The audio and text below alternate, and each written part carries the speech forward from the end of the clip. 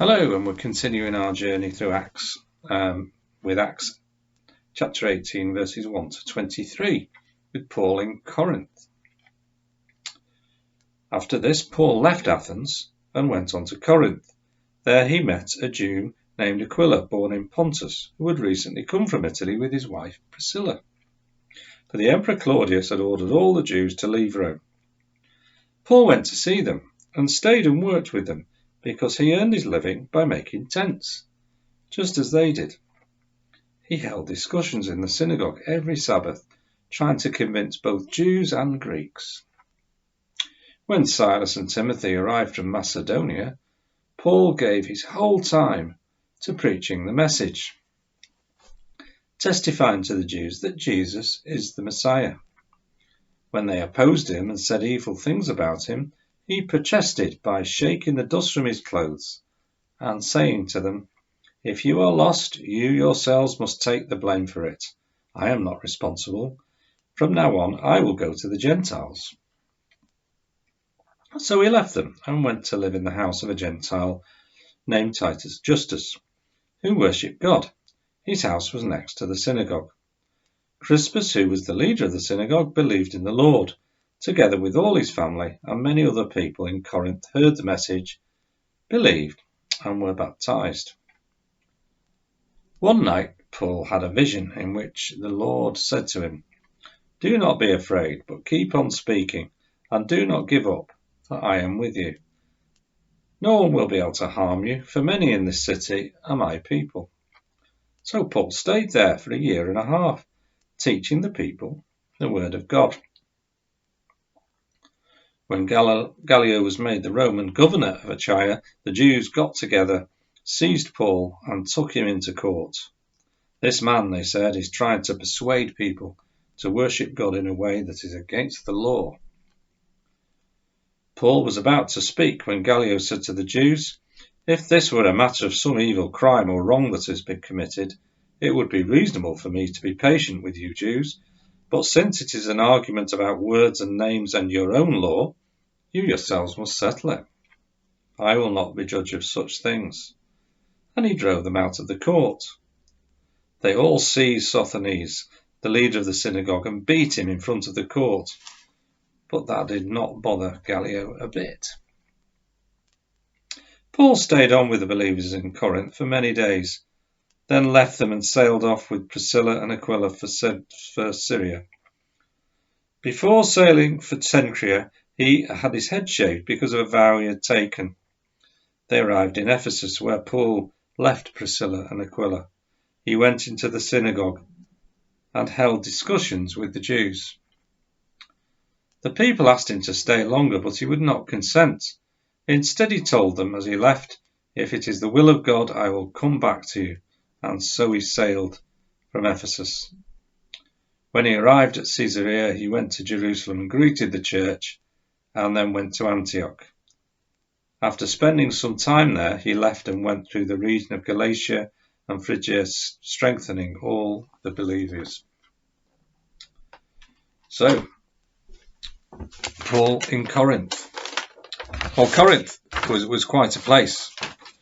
The sort of place, stag doos might visit these days. Had a bit of a name for being a bit of a lively place. A lot of immoral living, and I think there were certain sayings like, if you had a Corinthian companion, it meant a prostitute, and it was a place on and a very important position for trade and all sorts of activity. It was a difficult place for Paul to go, really. If he wanted a city break, he could have made it a lot easier for himself, given his mission. But Paul, I suppose that was the point, wasn't it? He didn't look for easy wins necessarily, and so he's as ever been having a hard time. He's come from Athens and he's been pursued and whatever, and had a really hard time around various Greek cities. So here he is in Corinth, And he ends up staying there actually quite a long time, I believe, about 18 months. So it was a long city break for Paul. But he stayed long enough there to really become established, to get to know people, and so forth.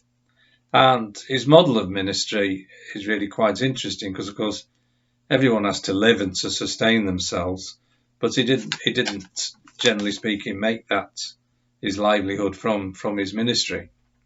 He had a trade, and he was a tent maker, which probably meant more generally people who worked in leather. But of course, a lot of that in that day and age would have been tents, making tents.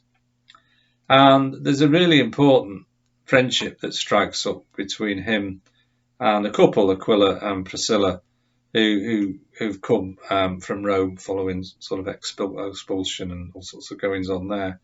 And that relationship becomes really important, and Paul lives and works with them. They have the same trade as Paul, and so they work together. So yeah, in a sense, as far as Paul ever becomes settled, he becomes settled into work there, and things